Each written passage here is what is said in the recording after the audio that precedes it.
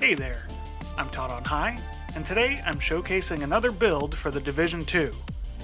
I call it the Spiked Skill Build, because of the weapon talent used, and it's a very effective build for general PvE play and for farming challenging missions in groups. Spiked Skill Build relies on the gear talents of Skilled and Tech Support, but also heavily leans on the strengths of the Spike weapon talent and how the enemy AI reacts to certain skills. Before we dive into the details and the attributes though, let's talk about the strengths and weaknesses. Obviously, this being a skill build, expect yourself to be a bit squishy, and without a healing skill, expect to rely on armor kits and the kindness of strangers when things get hairy. This build works great for repeated skill deployment for big damage and skill kills, specifically killing ranged enemies who hide, and sometimes outsmarting the AI. As always, I'd like to say up front that this is really just a template. If there are aspects of it that don't work for you or your playstyle, or you just don't have the right roles to do it exactly as I've outlined here, try something different. That includes trying a gear set, exotics, different combinations of attributes, whatever you think will serve you best. And feel free to report back if you get any use out of this. Skill builds are very popular right now because they're super easy to put together. On one hand, you have the 4-piece hardwired set, but even with high ends, it's easier to put together a skill build than any other type of build because skill tier doesn't have a roll range. It's essentially one less roll to worry about on each of your gear pieces. The difference between the gear set approach and the high-end approach ultimately comes down to faster cooldowns versus bigger damage. There's a lot of room to experiment in here, but I've settled on a high-end build with 2 skills that I enjoy using a lot. It should go without saying that the Technician spec is ideal here for various reasons, not the least of which being the free skill tier.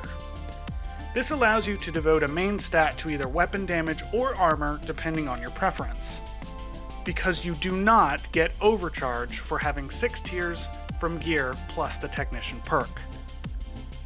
Secondary attributes should be focused on skill damage with an additional priority of skill haste, and any other attributes will be based on your luck and playstyle. If you go hardwired, skip the skill haste, since your cooldowns will refresh each other, provided the gear set talent is working these days. This build works great in groups simply because the Seeker Mines, if you use them, will hunt down enemies that hide, like snipers, drone operators, and controllers. What also helps is turret placement. Frankly, I could make an entire video about how the assault turret alters the behavior of the enemies in this game, but chances are, if I did that, Massive would patch all the holes that I pointed out. Instead, what I'll say is to stop placing your turret on the ground and on anything that an enemy can stand on. This forces enemies to shoot at the turret if they want to kill it, which distracts them, and while your teammates are helping to suppress enemies, like with my anchor build, your Seeker Mines will find them and kill them. Federal Emergency Bunker is a great mission for practicing turret placement.